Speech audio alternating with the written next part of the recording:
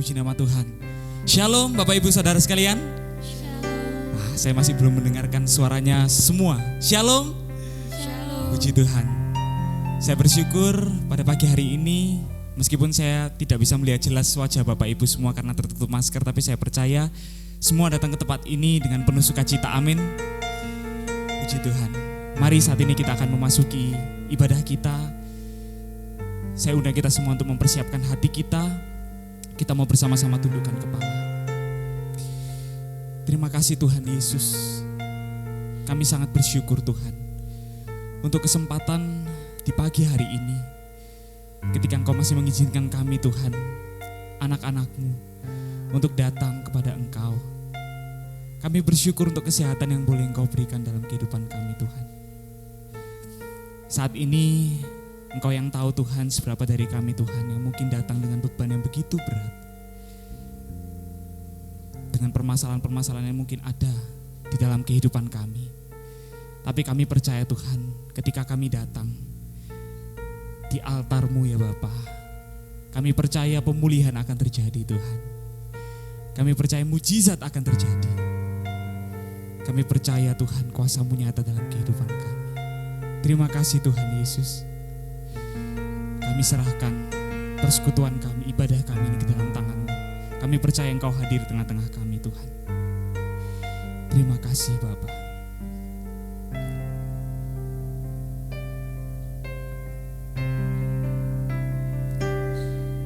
Bila hati terasa berat, tak seorang pun mengerti bebanku. Ku tanya Yesus, apa yang harus ku buat? Dia berfirman, mari datanglah. Dia selalu pedulikan aku. Kami datang Yesus. Dia pikul segala bebanku. Sujud di altar. Sujud di altarnya. Ku bawa hidupku. Ku terima anugerahnya. Dia ampuniku dan bebaskanku. Dia ubah hidupku, baharui hatiku. Sesuatu terjadi saat datang di altarnya. Inilah kerinduan kami Tuhan, ketika kami datang Tuhan kepada Engkau. Haleluya. Bila hati terasa berat, sampaikan pada Tuhan. Tak seorang pun mengerti bebanku. Ku tanya Yesus, apa yang harus ku buat? Sebab Dia berfirman untuk setiap kita datang padanya. Dia berfirman, mari datanglah. Dia selalu pedulikan aku. Ku datang Yesus. Dia pikul segala beban. Mari saya undang kita semua untuk bersama-sama bangkit berdiri. Kita datang pada Tuhan. Di altarnya ku bawa hidupku.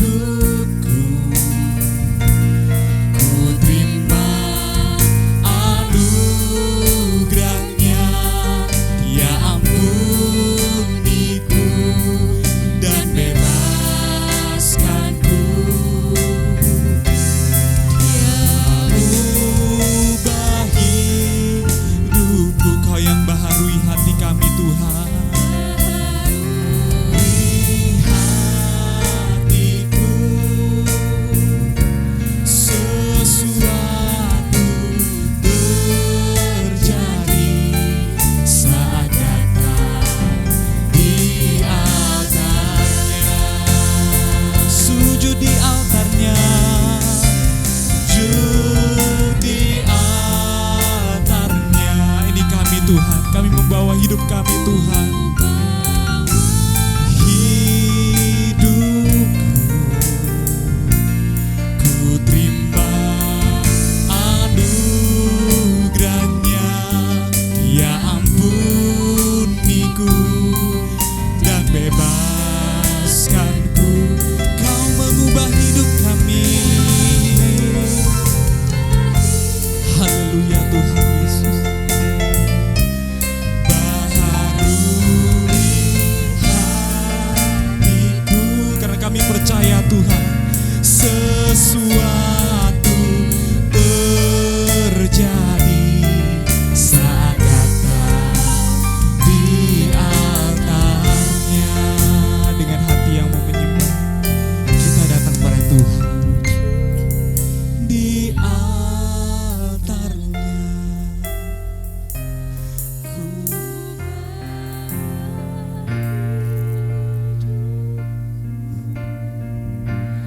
Ku terima, ya Tuhan.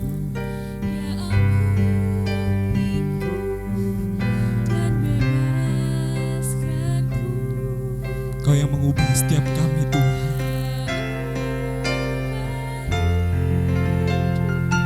Ya Tuhan. Baharui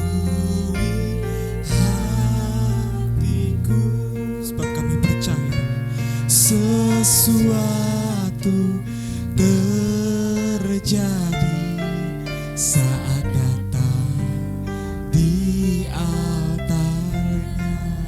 Dengan lembut kita katakan, sujud di altarnya. Mari letakkan semua beban hidup kita.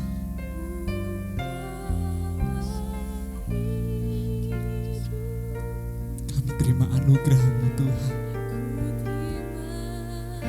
Anugerahnya, Dia ampuniku dan bebaskanku. Dia ubah hidupku,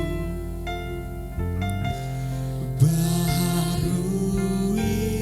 hatiku. Sesuatu terjadi saat datang di altarnya. Kami percaya sesuatu terjadi. Sesuatu terjadi. Kami percaya mukjizat terjadi. Mukjizat terjadi. Kami percaya pemulihan terjadi.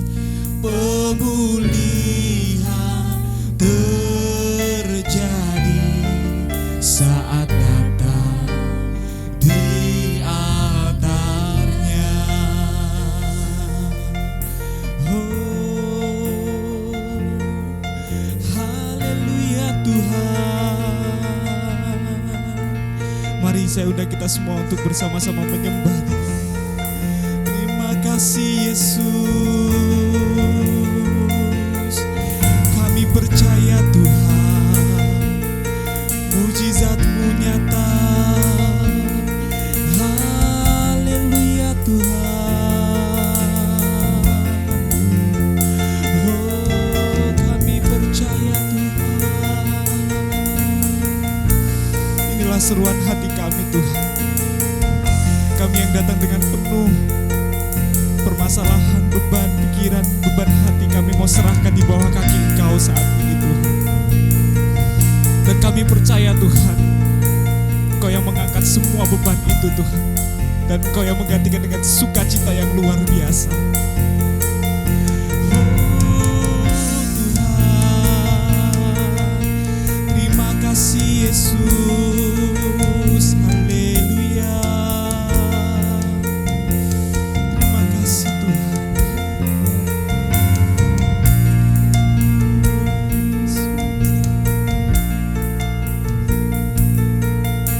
Kami bersyukur Tuhan. Kami sangat bersyukur. Kami punya Allah yang luar biasa. Kami percaya Tuhan, kuasa kebangkitan-Mu nyata dalam kehidupan kami Tuhan. Kami melihat bagaimana murid-murid-Mu Tuhan, dengan penuh keberanian mereka menyaksikan Engkau, karena mereka melihat dengan mata kepala mereka sendiri bahwa Engkau bangkit, Engkau hidup. Dan itulah Tuhan yang mau menjadi kekuatan buat kami saat ini Tuhan. Untuk setiap permasalahan yang ada dalam kehidupan kami, kami mau bangkit. Kami mau mengalahkan itu semua Tuhan. Dan kami mau maju menjadi saksi-saksi-Mu Tuhan Yesus. Terima kasih Tuhan, kami siap memulai persekutuan kami. Kami siap memulai ibadah kami hari ini. Dan kami serahkan hanya di dalam nama Tuhan Yesus Kristus. Mari setiap kita yang siap memulai ibadah kita, kita sama-sama katakan amin. Saya udah kita semua untuk beri kemuliaan untuk Tuhan. Haleluya. Ku kan bangkit. Mari saya undang kita semua, umat pilihan Allah. Kita mau sama-sama menyaksikan kebaikannya. Amin Bapak Ibu Saudara.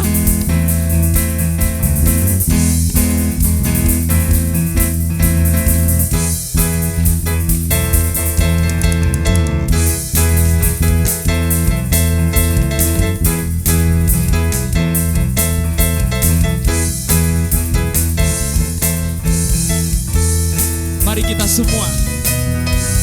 Mari kita semua, umat pilihan Allah, dengarlah panggilannya untuk menggenapi firman-Nya. Sekaranglah waktunya untuk berdiri bagi bangsa ini.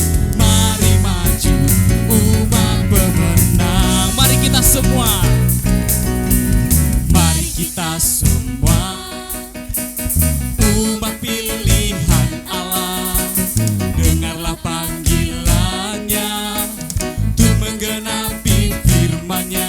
Sekaranglah waktunya untuk berdiri bagi bangsa ini. Mari maju umat pemenang. Mari kita semua lambaikan tangan kita. Bukan bangkit, bukan bangkit, nyatakan kemuliaan-Nya. Bukan bangkit, nyatakan kebesaran-Nya. Sampai setiap lutut bertelut, semua lidah mengaku Yesus Kristus dialah Tuhan, Raja segala raja. Dialah Raja, dialah Raja. Amin Bapak Ibu, amin.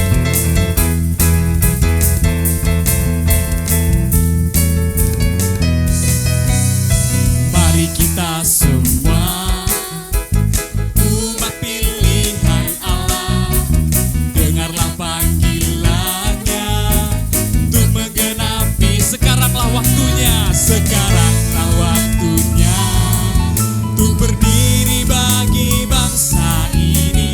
Mari maju umat pemenang. Kita lambaikan tangan kita bersama. Bagi, nyatakan kemuliaan-Nya. Bukan bagi, nyatakan kebesaran-Nya. Sampai setiap lutut bertelut, semua lidah mengaku Yesus Kristus dialah Tuhan, Raja segala raja.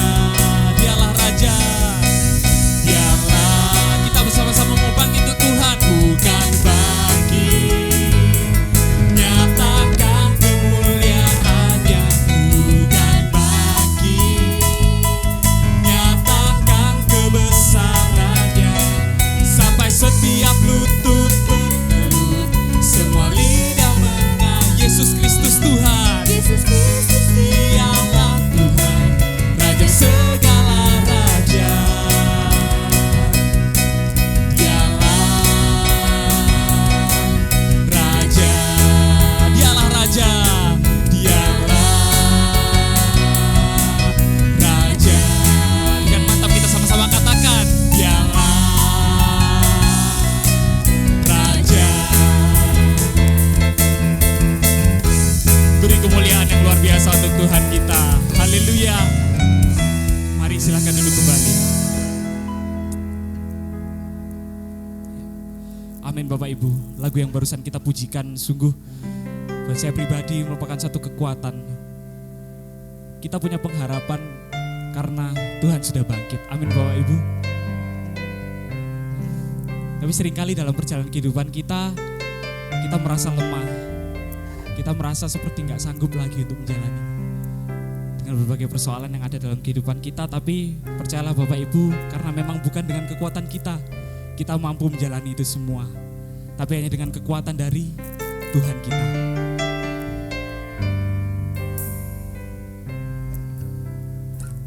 Bukan dengan kekuatanku Tuhan.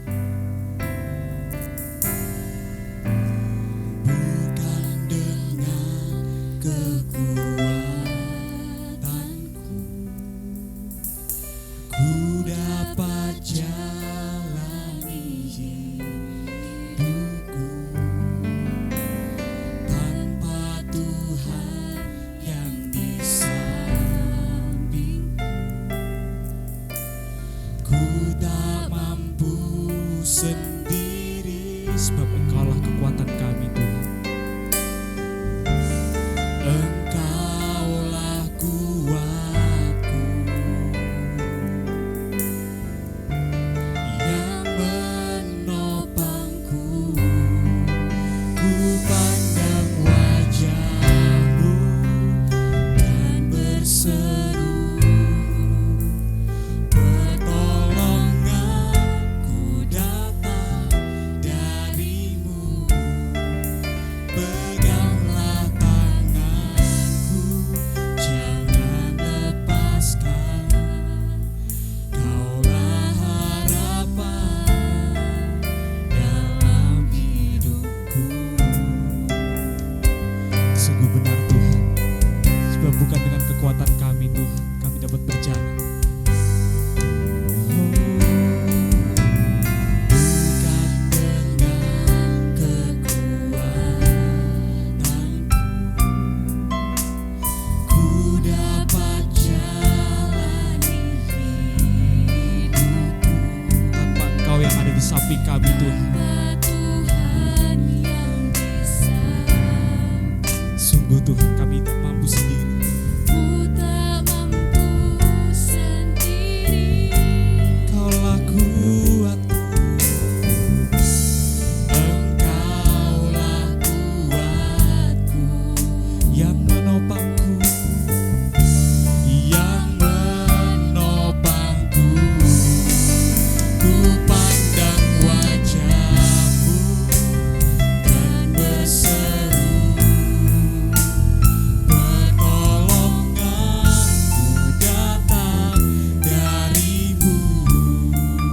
Peganglah tanganku, jangan lepaskan. Kaulah harapan dalam hidup. Kami pandang wajah-Mu Tuhan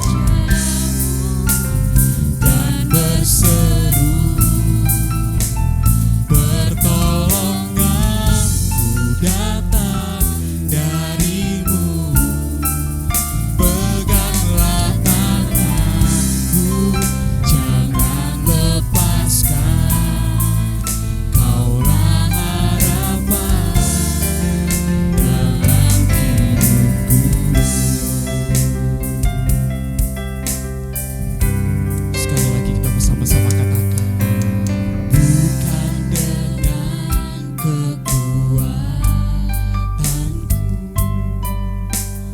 ku dapat jalani hidupku.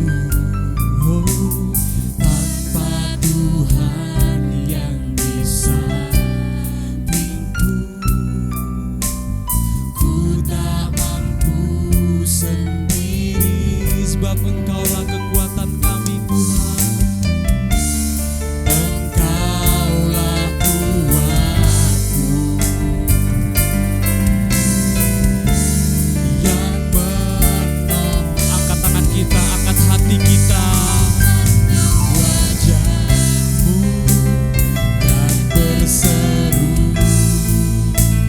pertolonganku datang dari-Mu.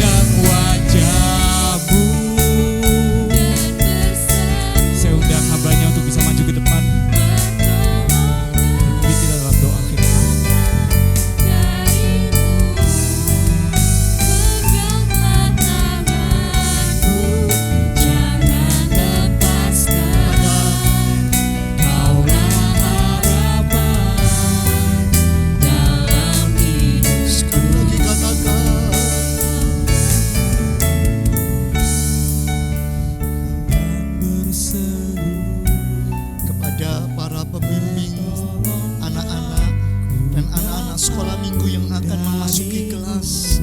Saya mengundang datang ke depan, kita akan mendoakan agar Tuhan yang menolong, agar generasi penerus kita boleh dibimbing oleh Tuhan dan menjadi anak-anaknya yang memuliakan Tuhan. Katakan sekali lagi, ku pandang wajah-Mu dan berseru, Engkaulah ku datang dari-Mu, peganglah tanganku, jangan lepaskan, Kaulah harapan dalam hidupku, Kaulah harapan dalam. Sekali lagi katakan, Kaulah harapan dalam hidupku. Terima kasih Bapa, terima kasih untuk kemurahan-Mu yang luar biasa. Kami yakin percaya Engkaulah harapan kami, Engkaulah masa depan kami. Hidup kami ada di dalam tangan-Mu Bapa. Itu sebabnya Tuhan saat ini kami membawa akan anak-anak-Mu. Oh Tuhan, mereka sebentar akan belajar kebenaran firman-Mu. Engkau tolong bantu mereka. Oh guru-guru dipakai oleh Tuhan sehingga mereka boleh menjadi penyalur berkat. Mereka dididik pada jalan Tuhan dan boleh memuliakan Tuhan dalam hidupnya. Demikian juga kami sidang jemaat-Mu. Ajar kami duduk diam di bawah kaki-Mu untuk kami boleh mendengar sabda-Mu, mengerti isi hati-Mu, dan kami boleh dijamah oleh Tuhan dan mempunyai masa depan yang berkemenangan di dalam Engkau. Terima kasih Bapa, terima kasih. Kami serahkan semua dalam tangan-Mu dan kami siap mendengar firman-Mu di dalam nama Tuhan Yesus Kristus, dan semua yang percaya katakan amin. Selamat menuju ke ruang sekolah minggu. Anak-anak Tuhan memberkati saudara. Terima kasih saudaraku sekalian dikasih Yesus Kristus. Pagi hari ini kita bersama-sama memuliakan Tuhan, memuji Tuhan, dan saya yakin, saya percaya jalan Tuhan, janji Tuhan itu tetap ya dan amin. Amin saudara. Seringkali yang menjadi pertanyaan adalah, tetapi mengapa ketika kita jalani kehidupan ini, kehidupan itu seringkali terasa berat. Bahkan kadang-kadang membingungkan. Dan kadang-kadang membuat kita ragu-ragu. Nah pagi hari ini, pada bulan ini khususnya, kita mempunyai tema-tema seputar setelah kebangkitan Kristus. Untuk itu mari kita akan membuka Alkitab kita bersama-sama di dalam Injil Yohanes pasal yang ke-20, Injil Yohanes pasal yang ke-20 ayat yang ke-28. Injil Yohanes pasal yang ke-20 ayat yang ke-28. Ayat ini cukup pendek, tapi mari kita akan membacanya bersama-sama dengan suara yang keras dan lantang. Dan kalau kita meyakini ini bagian daripada kebenaran firman Tuhan, kita katakan amin. Untuk itu saya mengundang saudara bangkit berdiri. Kita baca ayat ini yang ada di atas. Saudara yang tidak bawa Alkitab bisa membacanya. Mari kita baca bersama-sama. 1, 2, 3. Thomas menjawab dia, ya Tuhanku dan Allahku. Amin. Silakan duduk kembali. Puji nama Tuhan. Saudaraku sekalian, dalam ayat yang sangat pendek dan sangat singkat ini, kita mendapatkan sebuah kenyataan yang menunjukkan bahwa Thomas tiba-tiba menjawab. Dan ketika dia menjawab, apa jawabnya? Ya Tuhanku dan Allahku. Di dalam bahasa Inggrisnya, oh my Lord and my God. Saudaraku sekalian, pertanyaannya, kenapa jawaban ini tiba-tiba muncul? Kenapa tiba-tiba dikatakan ya Allahku, ya Tuhanku dan Allahku? Kalau sudah membaca, ini merupakan kisah di seputar kebangkitan Kristus. Dan ketika Kristus bangkit, terjadilah peristiwa ini. Kapan ini terjadi? Ini adalah saat di mana ketika Tuhan Yesus menampakkan diri kepada murid-muridnya untuk menunjukkan bahwa aku bangkit. Aku sudah bangkit.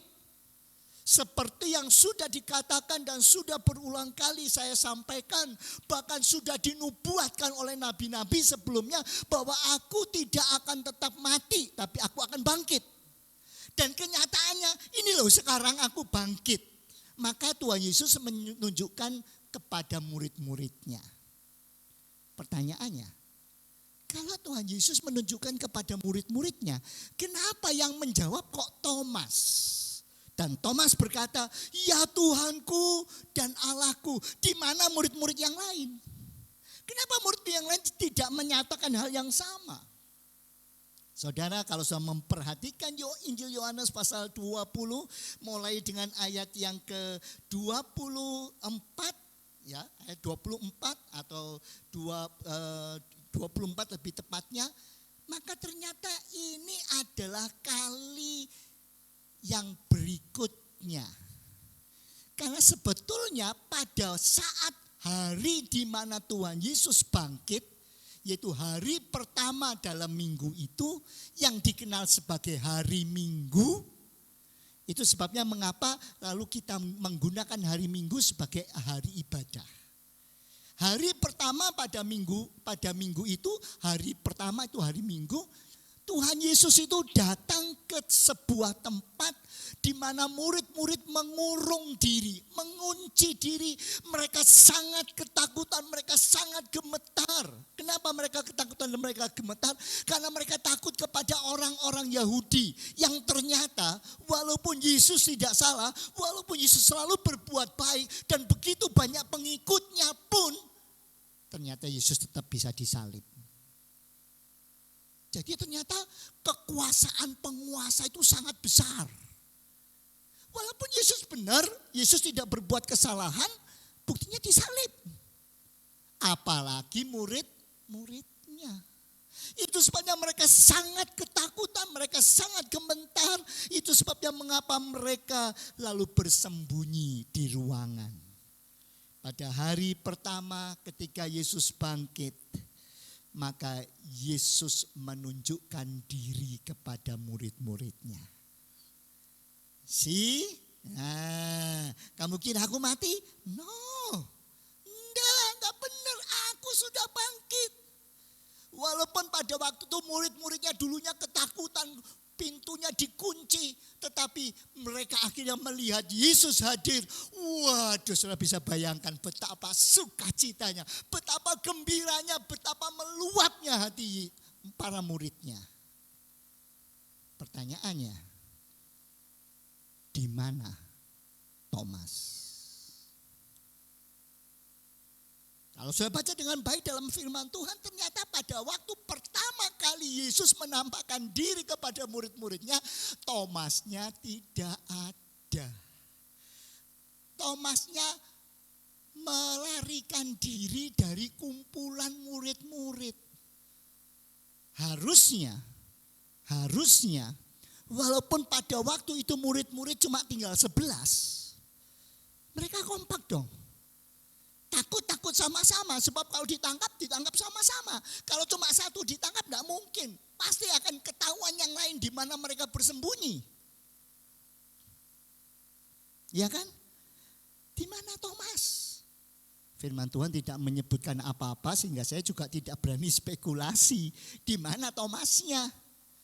Cuma firman Tuhan mengatakan setelah itu murid-murid beritahu, Mas Thomas, kamu tuh gimana? Kami kumpul, kamu kok melarikan diri, kamu kok menyendiri. Kenapa? Tahu enggak?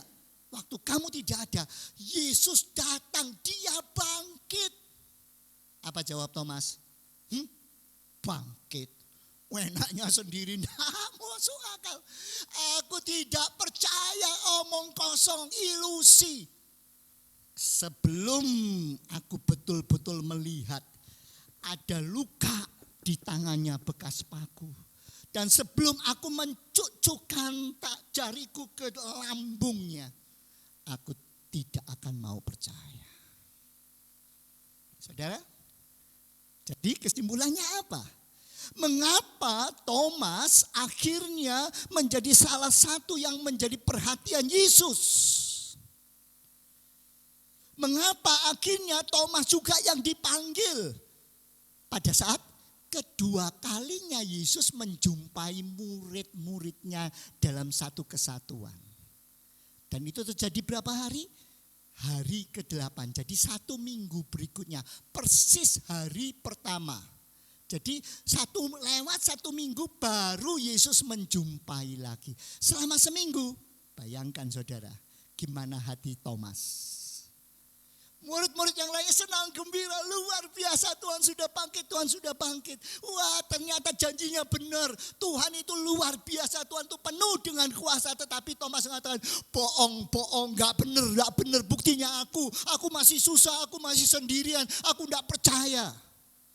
Saudara, mengapa banyak anak-anak Tuhan saat ini selalu dilingkup oleh suasana sedih, susah, menderita, stres. Yang lain mengatakan, puji Tuhan, Tuhan luar biasa, Tuhan tolong. Yang satu mengatakan, tidak percaya. Mana buktinya? Lihat ini bertubi-tubi, tidak pernah berhenti, terus menerus. Di mana letaknya Tuhan bangkit? Mengapa terjadi? Karena Thomas meninggalkan perkumpulan murid-murid. Saudara, hidup memang penuh dengan tantangan. Hidup memang penuh dengan perjuangan. Tapi bukan berarti karena perjuangan dan tantangan membuat kita harus mengurung diri, membuat kita depresi, membuat kita stres, membuat kita harus menjauhkan diri, mengasihani diri dan sebagainya. No. Thomas, Yesus memberi pelajaran. Kamu sudah dikasih kesempatan, kenapa kamu melarikan diri? Lihat. Kamu coba rasakan bagaimana rasanya jauh dari kumpulan orang-orang yang bisa melihat bagaimana kuasa Tuhan nyata. Lihat. Jangan mikir sendiri paling berat, diri paling susah. Aduh, aku ini harus begini, aku harus begitu. Ingat. Kalau tidak ada harapan di dalam Tuhan, kamu akan sengsara. Itu sebenarnya lewat 1 minggu berikutnya baru Tuhan datang sekali lagi. Ketemu sama Thomas. Lalu langsung begitu datang selalu Tuhan setiap kali datang apa yang Tuhan katakan? Damai sejahtera. Coba kita baca ya. Kita coba dulu baca ayat 24. Ayat 24 sampai ayat yang ke-31. Ayat 24 sampai 31. Ya, ayat yang genap saudara yang membaca. Ayat yang ganjil saya membaca ya. Ayat genap mulai saudara. Mari saudara yang tidak bisa lihat di situ di LCD yang tidak baca. 2, 3.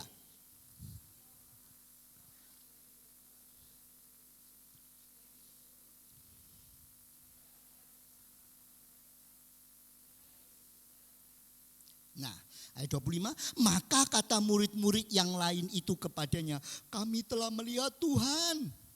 Tetapi Thomas berkata kepada mereka, sebelum aku melihat bekas paku pada tangannya dan sebelum aku mencucukkan jariku ke dalam bekas paku itu dan mencucukkan tanganku ke dalam lambungnya, sekali-kali aku tidak akan percaya.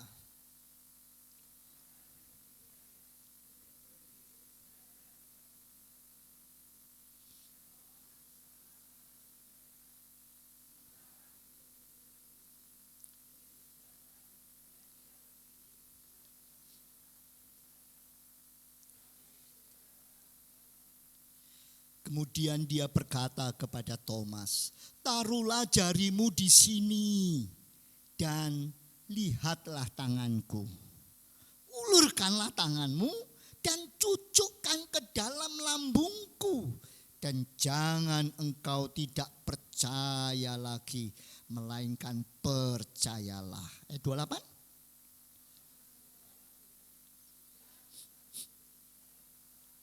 Kata Yesus kepadanya, karena engkau telah melihat maka engkau percaya.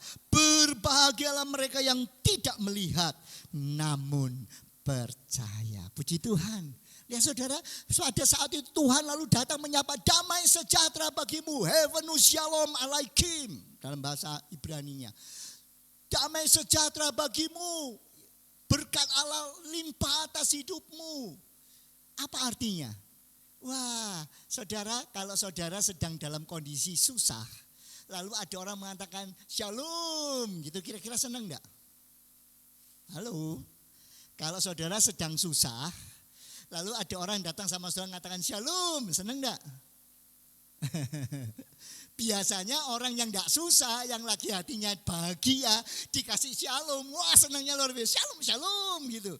Tapi kalau coba lagi susah, shalom, shalom. Ya mungkin ada nuansanya, tetapi masih terbebani oleh situasi. Shalom. Saudara, itu yang terjadi dengan Thomas. Itu sebabnya Tuhan langsung tahu dan dia panggil, Thomas, sini. Bukan Petrus, bukan Yohanes, bukan Yakobus, tapi Thomas. Thomas, sini. Saudara, istimewa bukan? Ketahuilah bahwa Tuhan kita adalah Tuhan Allah yang memperhatikan setiap kita. Tidak ada satupun di antara saudara yang lepas dari perhatian Tuhan. Tuhan mengerti sampai jauh ke dalam hati kita. Dan dia tahu dengan pasti apa yang sedang kita alami. Itu sebabnya mengapa Tuhan memanggil Thomas, Thomas sini. Lihat, ini loh. Tangan yang sudah dipaku. Datang kemari, ulurkan tanganmu, bahkan bawa sini tanganmu, cucukkan ke dalam lambung di mana ini pernah ditusuk. Percaya, jangan tidak percaya. Jadi saudara sekalian, apa kuncinya mengapa Thomas akhirnya menjadi ragu-ragu? Mengapa akhirnya Thomas jadi stres? Kenapa Thomas akhirnya menjadi orang yang begitu sedih dan susah? Dia ragu-ragu. Dia tidak percaya. Itu sebabnya Tuhan katakan, jangan tidak percaya. Ini loh aku, kamu masih tidak percaya.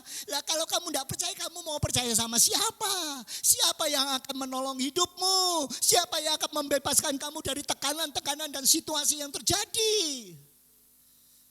Saudara, saat itulah Thomas lalu berseru, ya Tuhanku, ya Allahku. Saudara, kalau saudara saat ini berada di tengah-tengah kebangkitan Kristus, dan Kristus ada di tengah-tengah kita, dia mengatakan, damai sejahtera bagi semua saudara-saudara sekalian. Kira-kira apa jawab saudara? Apa kira-kira jawab saudara? Bisakah saudara mengatakan, ya Engkaulah Tuhanku, Engkaulah Allahku. Pertanyaannya, apa sih sebetulnya makna daripada ya Engkau itu Tuhanku dan Engkau itu Allahku? Saudara yang dikasihi Yesus Kristus, seringkali kita mengatakan bahwa semua yang kita ucapkan, pengucapan kita itu akan mempunyai dampak. Tapi dampaknya apa? Apakah dengan Thomas mengatakan engkaulah Allah Tuhanku, engkaulah Allahku, maka berarti otomatis saat itu Tuhan Yesus menjadi Allah dan menjadi Tuhan? Saudara kalau buka di internet dan mulai baca tentang Yohanes, tulisannya Yohanes pasal 20 ayat 28 tentang my Lord, my God, my Lord and my God. Di situ ada tulisan mengatakan itu tidak benar. Mana mungkin ada orang nyebut, oh engkau Tuhanku, engkau Allahku, maka dia jadi Tuhan dan jadi Allah. Nah, buktinya kan seringkali ibu-ibu kalau naik becak, sekarang sudah tidak musim becak, bentor. Ya kalau sekarang bentor lebih gawat. Kalau dulu becak masih pelan-pelan. Kalau mau nabrak, mau apa itu masih kan gitu toh, ya toh. Tapi kalau sekarang bentor, coba ngomongnya gimana? Oh my God, gitu. Ya Allah, kan gitu toh. Selalu. Lalu apakah kalau ngomong begitu otomatis yang disebut itu jadi Allah? Kan enggak. Memang saudara. Justru itu bagi saya, walaupun tulisan itu sedikit menyentil orang-orang yang biasanya suka latah ngomong hal-hal seperti itu, menolong kita untuk mengerti bahwa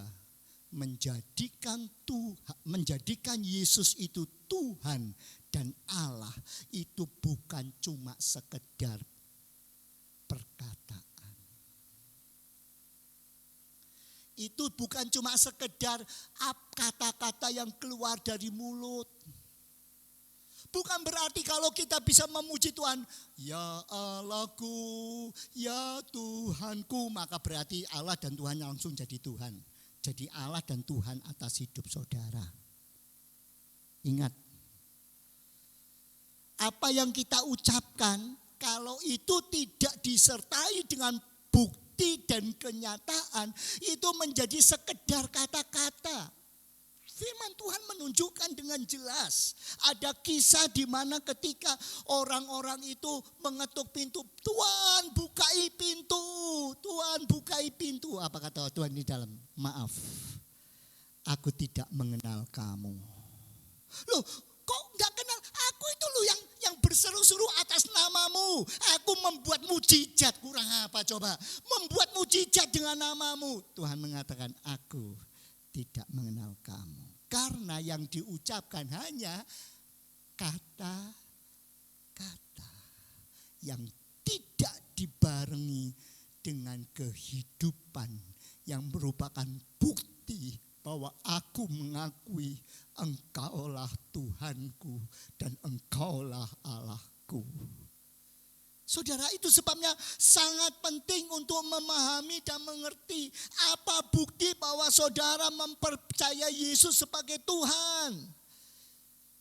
Ingat, dengan saya cuma memanggil Yesus itu Tuhan, bukan otomatis Yesus itu jadi Tuhan. Itu mungkin cuma sebutan saja. Tapi kapankah betul-betul Yesus menjadi Tuhan, menjadi Allah dalam hidup saudara?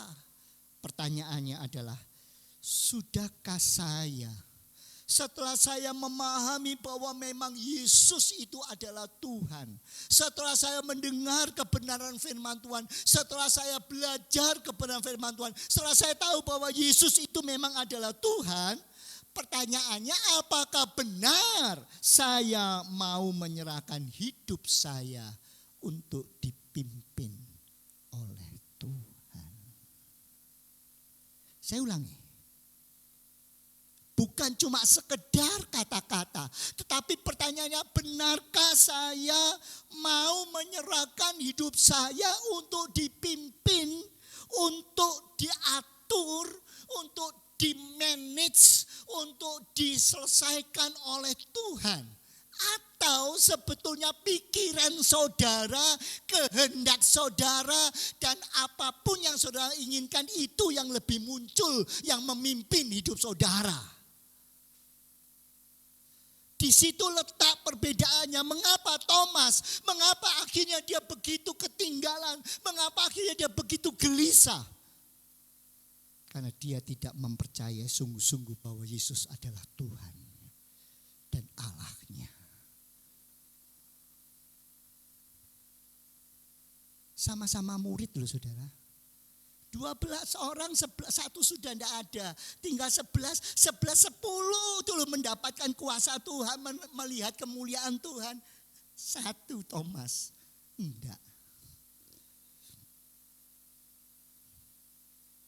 Pertanyaannya, kalau saudara mengatakan, aku mengakui bahwa engkau adalah Tuhanku, engkau adalah Allahku, pertanyaannya, benarkah saudara sudah menjadikan Tuhan penguasa atas hidup saudara? Sekali lagi saya ulangi, sudahkah saudara mengatakan Tuhan kau adalah penguasa atas hidup saudara? atas hidup saya. Mungkin saudara bertanya lagi, waduh kok masih ngawang gitu ya, enggak jelas. Yesus Tuhan menjadi penguasa atas hidup saya itu apa artinya? Saya akan memberikan beberapa contoh-contoh mudah, sederhana supaya kita mudah memahaminya. Artinya, apakah Yesus adalah Tuhan yang bisa menguasai alam pikiran kita?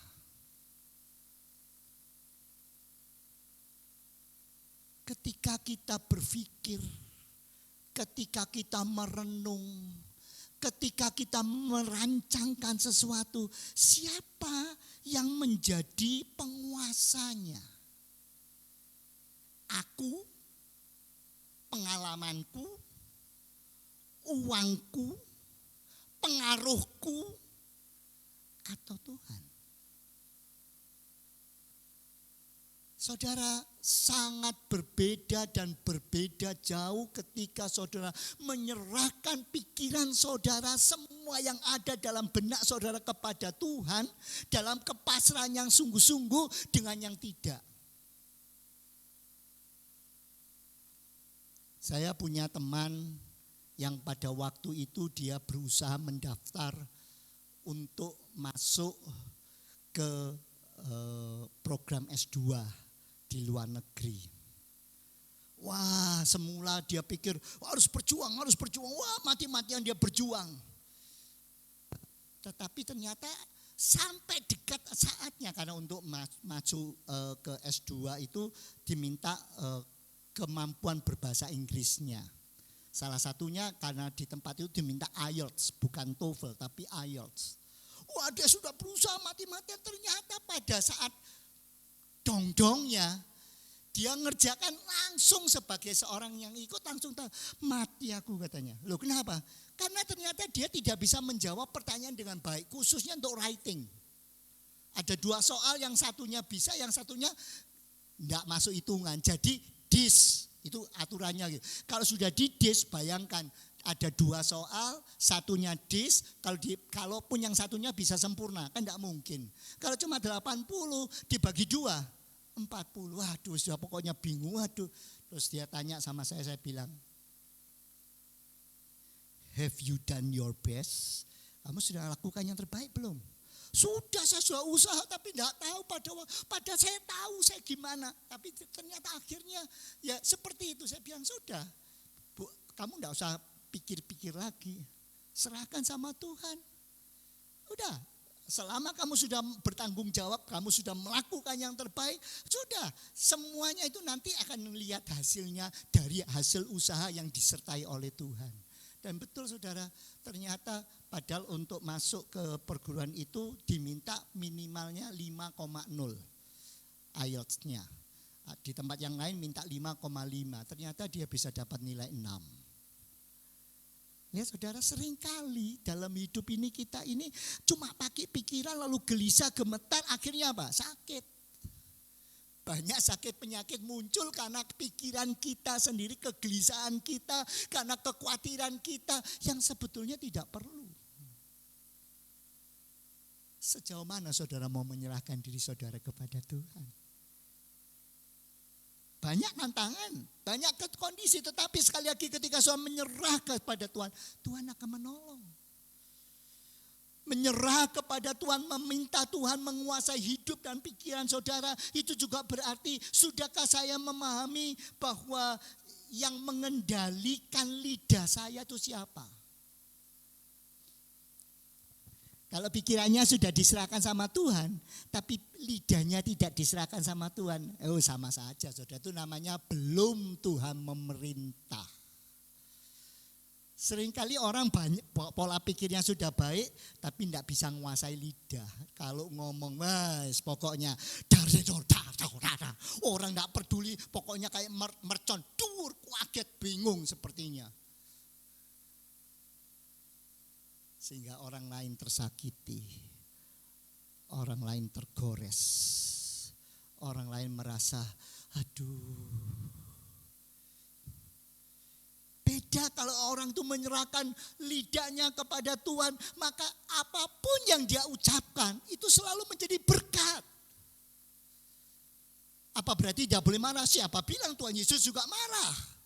Tapi marahnya mengarah kepada sesuatu yang baik, memperbaiki sesuatu yang tidak baik menjadi sesuatu jadi baik, dan efeknya positif.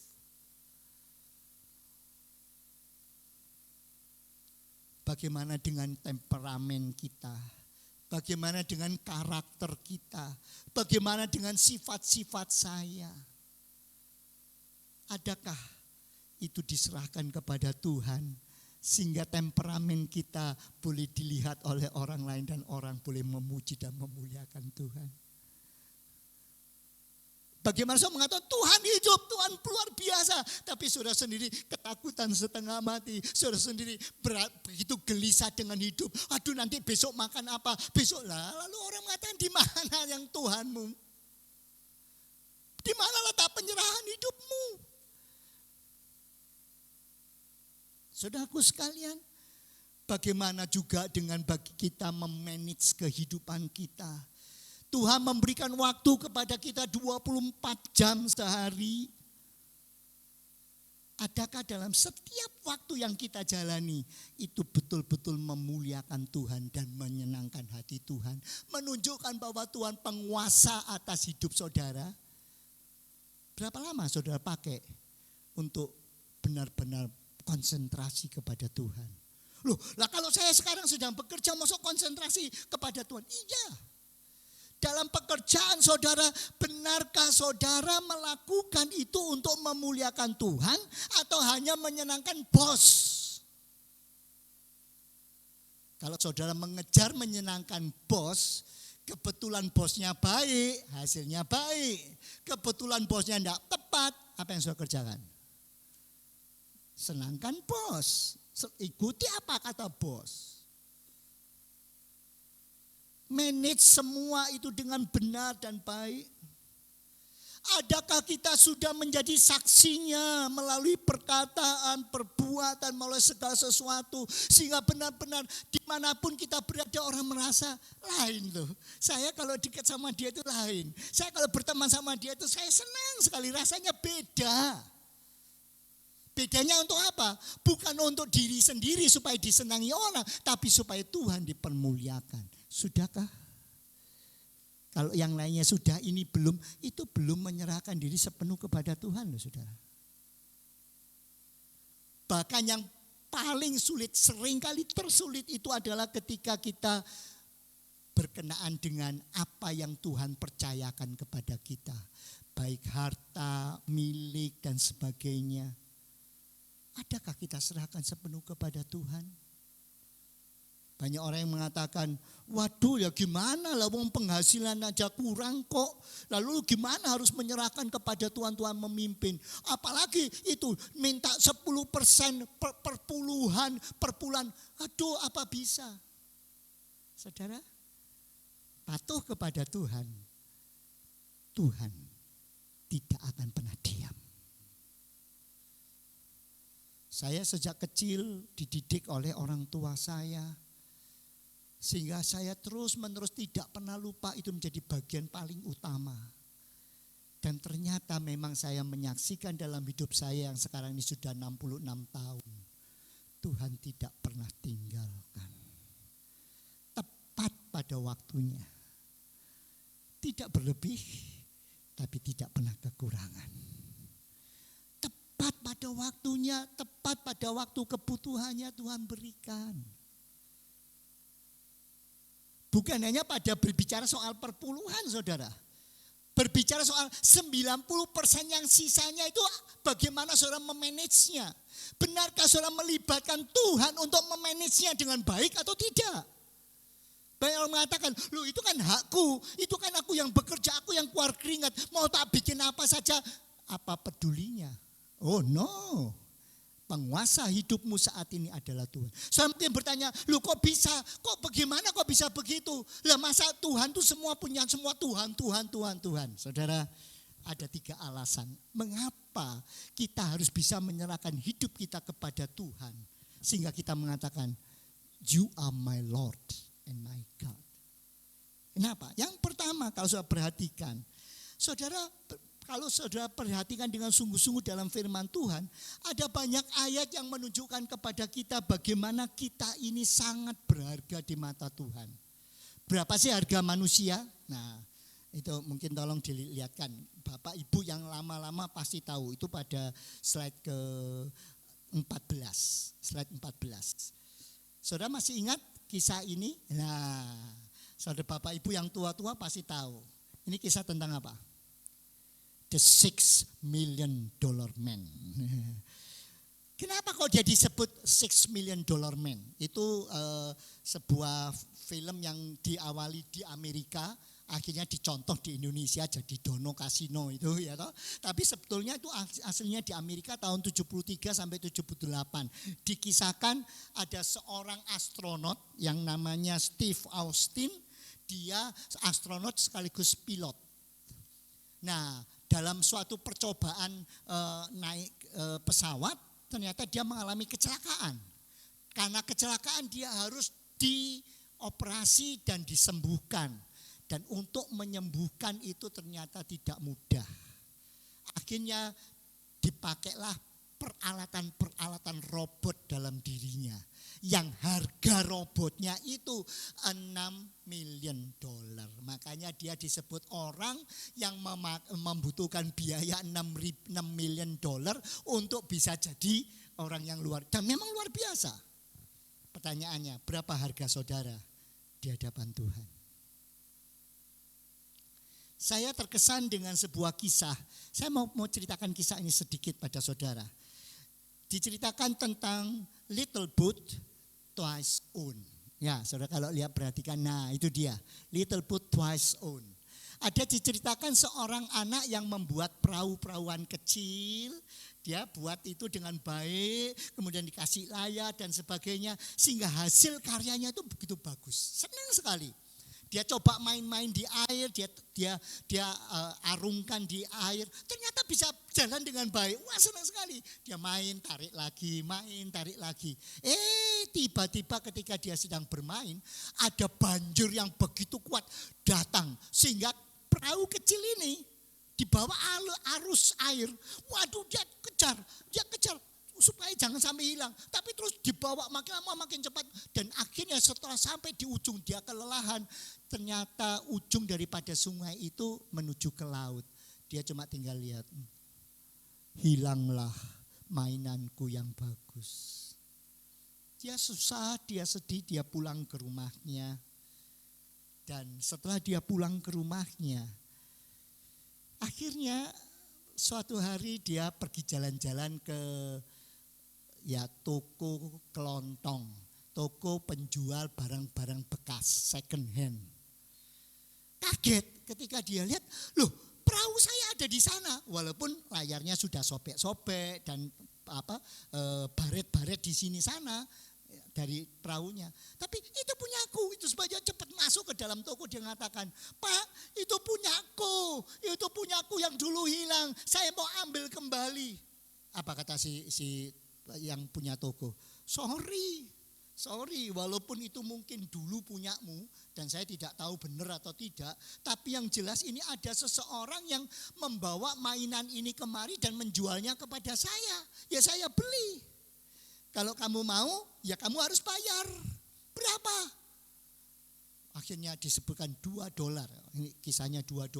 Wah, dia ambilkan uangnya tidak cukup, dia pulang ke rumah, dia buka celengannya, dia kumpulkan, dia hitung semua, persis $2 dia kasihkan dan akhirnya kapal itu bisa miliknya kembali. Begitu senang dia meneteskan air matanya dan dia mengatakan, Little boat, you are twice become my own. Yang pertama saya menciptakan, aku yang buat, tapi sudah hilang. Sekarang aku bisa membelinya kembali. Saudara, siapakah yang menciptakan saudara? Siapakah yang menciptakan saudara? Bukankah Tuhan? Tuhan yang begitu menghargai, menciptakan saudara begitu baik, begitu sempurnanya. Tapi seringkali manusia lari dari Tuhan. Arus kehidupan, gelombang kehidupan, tantangan kehidupan, situasi-situasi yang terjadi seringkali membawa kita jauh dari Tuhan. Tapi Tuhan tidak rela. Dia tetap mengasihi, itu sebabnya mengapa dia mau turun ke dalam dunia. Dia mau mati di atas kayu salib. Dan dengan harga yang sangat mahal, yaitu darahnya sendiri dia menebus saudara. Berapa harga saudara? Sangat mahal. Jadi saudara milik siapa? Milik Tuhan. Kalau saudara milik Tuhan, makanya semuanya harus dikembalikan kepada Tuhan. Mungkin saudara mengatakan, loh, lah kalau semuanya untuk Tuhan lalu mana yang bagi saya? Yang bagian saya lalu mana kalau semuanya untuk Tuhan? Saudara,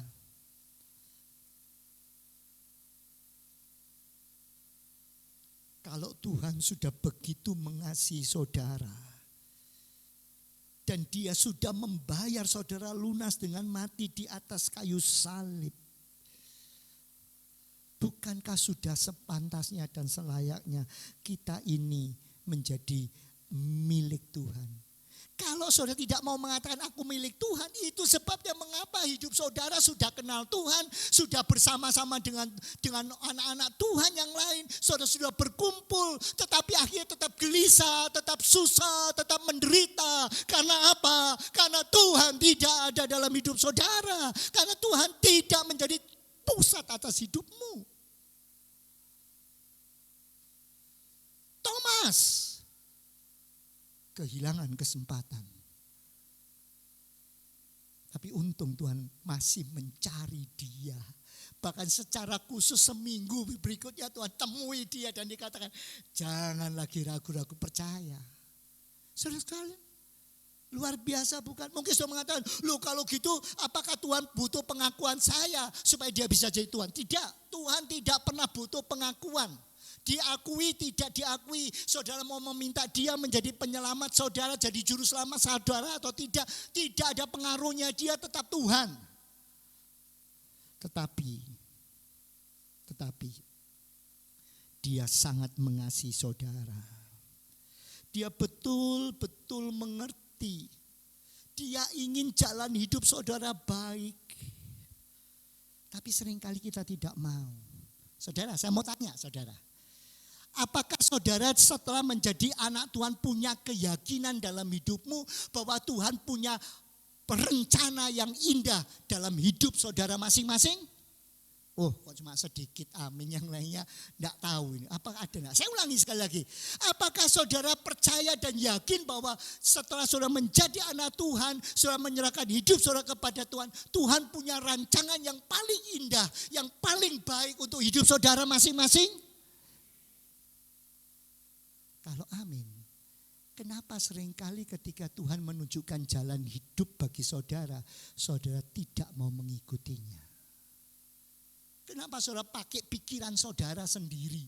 Kenapa saudara bergumul sendiri dan saudara menentukan jalan hidup saudara sendiri? Saudara pakai kemauan ego, emosi saudara, karakter saudara pakai.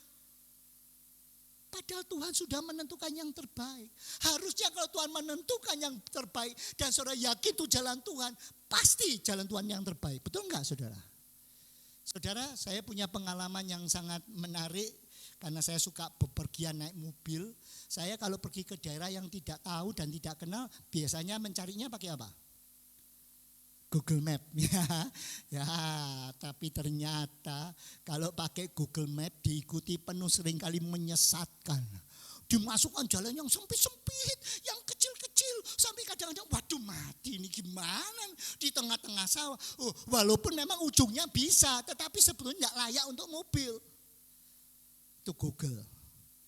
Tapi kalau Tuhan, dia punya rancangan yang paling indah atas hidup saudara. Amin saudara. Mau nurut enggak? Kalau enggak mau nurut lalu mau apa? Tuhan enggak bisa maksa loh saudara. Kenapa jalan hidup kita seringkali menghadapi banyak? Karena apa? Karena tidak pas. Saudara, waktu saya ke Solo, waktu itu kepingin beli gudeg. Gudeg itu banyak enggak? Banyak, di mana-mana ada gudeg. Kalau mau enggak salah harus tanya kepada siapa? Yang tahu. Istri saya telepon sama Cik Yul. Cik, di Solo mana gudeg yang paling enak? Lah kalau enggak tanya, gudeg tapi rasanya bukan gudeg. Siapa yang paling tahu jalan hidup saudara? Siapa yang paling mengerti mana yang terbaik dalam hidup saudara? Siapa yang tahu bahwa di depan ada hambatan, di sana ada halangan. Kalau saudara jalan situ tidak baik, siapa yang paling tahu? Tuhan. Mau enggak nyerah sepenuh sama Tuhan? Itu alasannya mengapa saudara harus belajar dan berani menyerah sepenuh kepada Tuhan. Ingat saudara, kalau saudara tidak menyerah sepenuh kepada Tuhan, seringkali kita menghadapi banyak kesulitan. Kenapa ya kok tidak bisa 100%? Kenapa ya hasilnya kok seperti ini? Ya karena saudara pakai jalan saudara sendiri.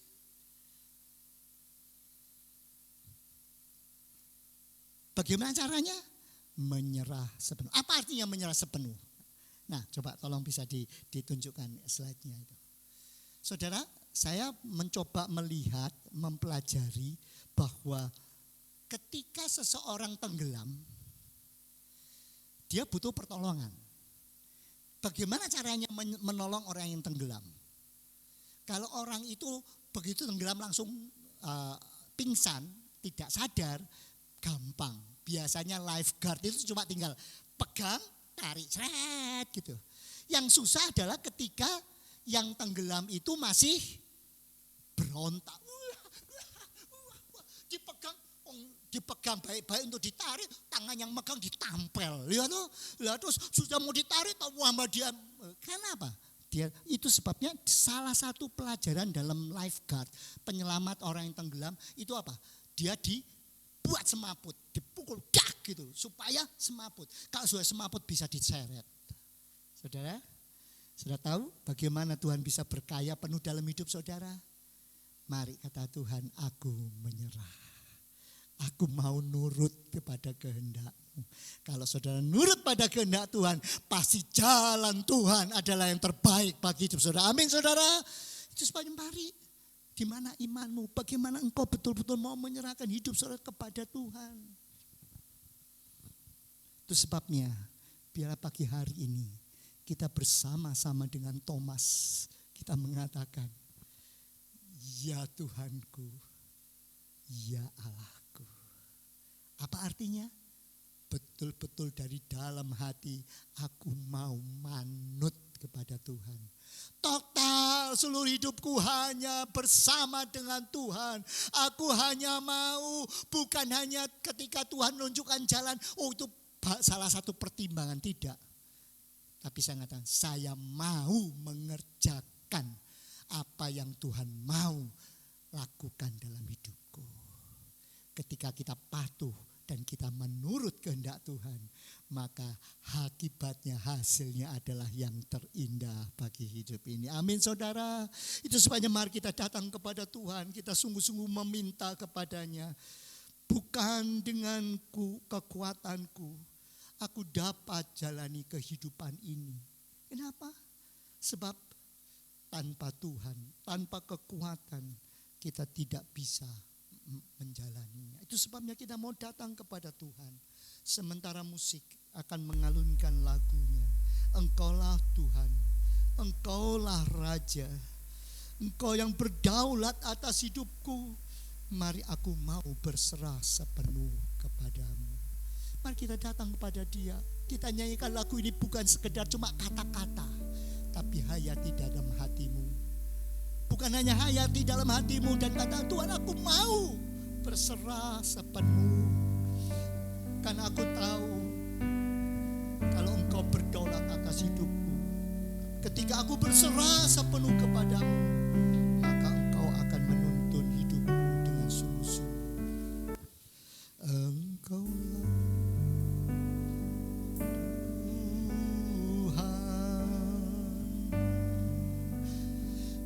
Engkaulah Raja, berdaulat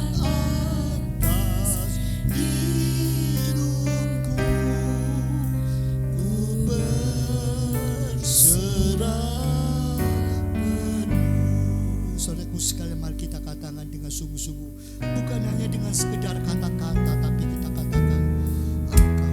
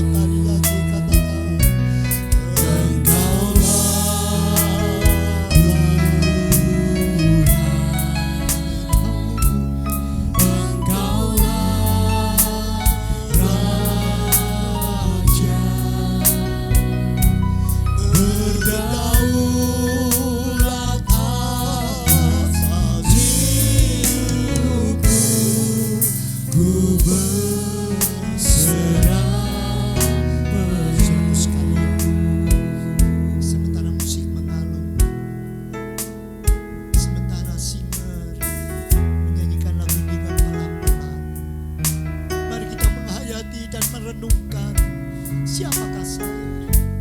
Sudahkah Tuhan yang berdaulat atas hidupku?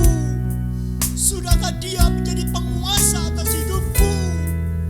Ataukah masih keinginanku, kemauanku, karakterku, kondisiku yang menguasai hidupku ini? Mari datang kepada Tuhan dengan sungguh-sungguh. Benarkah Dia Tuhan dalam hidupmu? Benarkah Dia nyata menguasai hidupmu saat ini?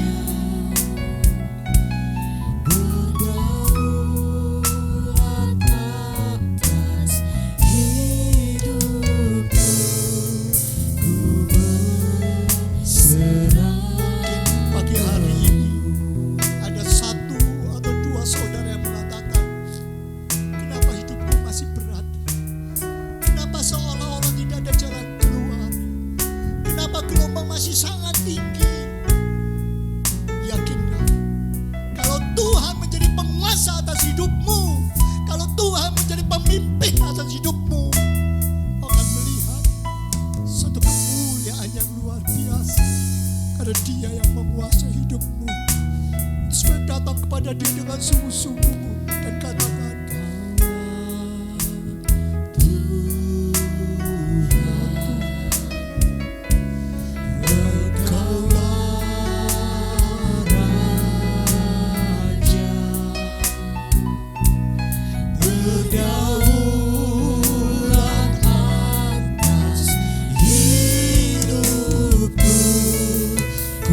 bagi saudara yang benar-benar mengatakan Tuhan mau jadi raja atas hidupmu, nyanyikan dengan lebih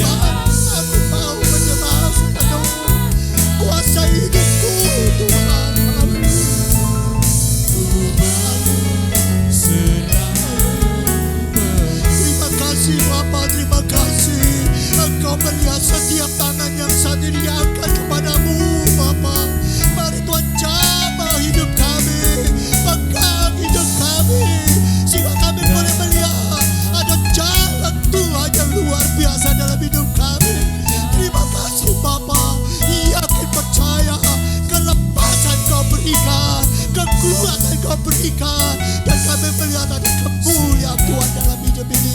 Terima kasih Bapa. Kami akan pulang tidak sama lagi dengan yang lampau, tapi kami akan pulang dengan damai sejahtera Tuhan dalam hidup kami.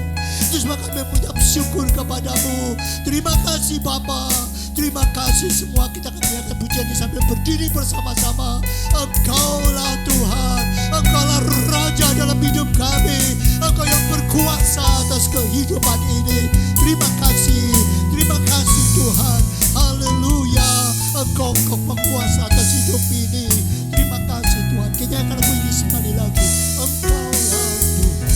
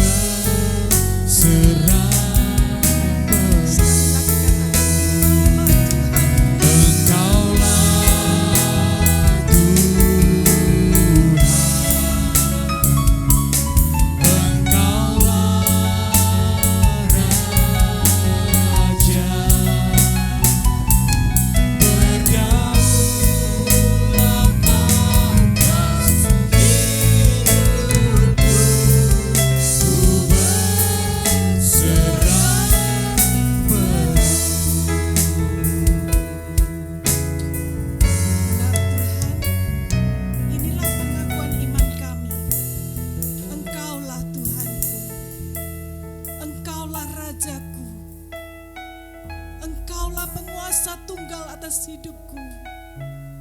Tidak ada yang lain Tuhan yang dapat kami andalkan di dunia ini kecuali Engkau. Berkuasalah atas hidup kami. Kami mau menyerah penuh kepada Tuhan. Engkau berdaulat, Engkau pegang kuasa penuh atas hidup kami. Kami mau tunduk pada Tuhan. Biarlah firman-Mu menolong kami, agar kami boleh menyerahkan kepemimpinan hidup ini ke dalam tangan Tuhan yang penuh kuasa. Kami mau menurunkan ego kami, dan kami mau menaikkan Engkau di atas tahta hidup kami, mulai hari ini sampai seterusnya dan selama-lamanya. Di dalam nama Tuhan Yesus kami berdoa, kami mengucap syukur. Terima kasih. Amin. Silakan duduk saudara.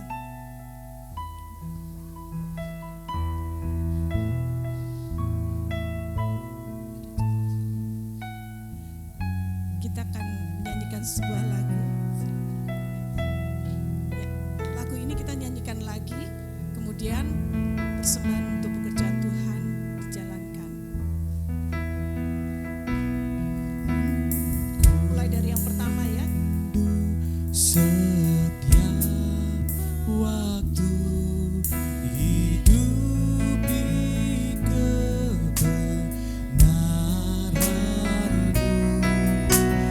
bukan dengan kuatku, namun karena Roh-Mu. Yesus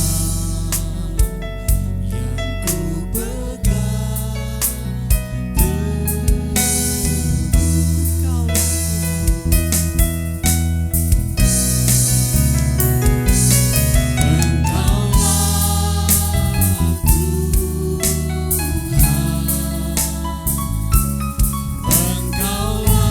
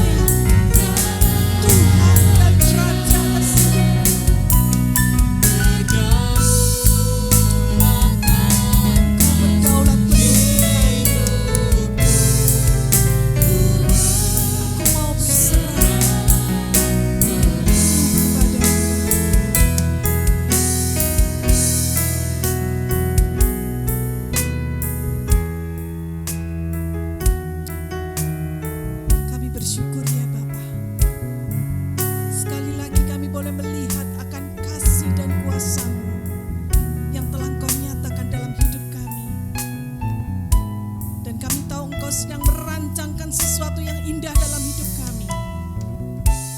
Walaupun mungkin saat ini kami belum melihat, tetapi dengan mata iman kami percaya bahwa Engkaulah Tuhan yang mengatur hidup kami.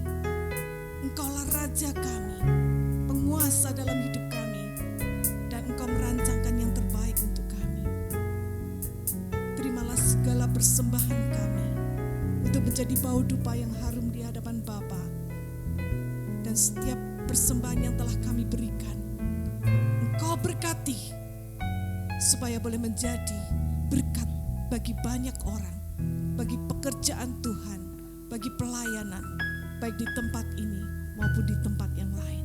Terima kasih Tuhan, berkati setiap tangan-tangan yang sudah memberikan.